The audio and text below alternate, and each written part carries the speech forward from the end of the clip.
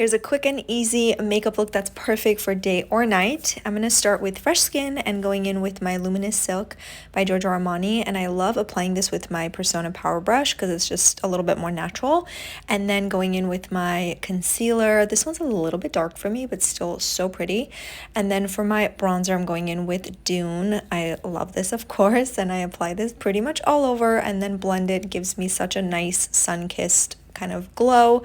And then for my brows, I'm using the Anastasia Brow Wiz, setting it in place with the Kosas Brow Gel.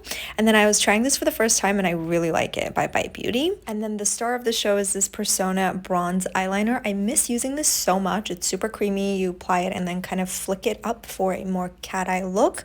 And then finishing it with mascara. This is by Tom Ford and it was so amazing. Obsessed with it. And then for my lips, I'm going in with my regular Almond by Persona lip liner and then this Chanel number 62 liquid lip. Love how it turned out. I hope you guys enjoyed it too. Let me know if you want to see more tutorials like this with a little voiceover. Love you. Bye.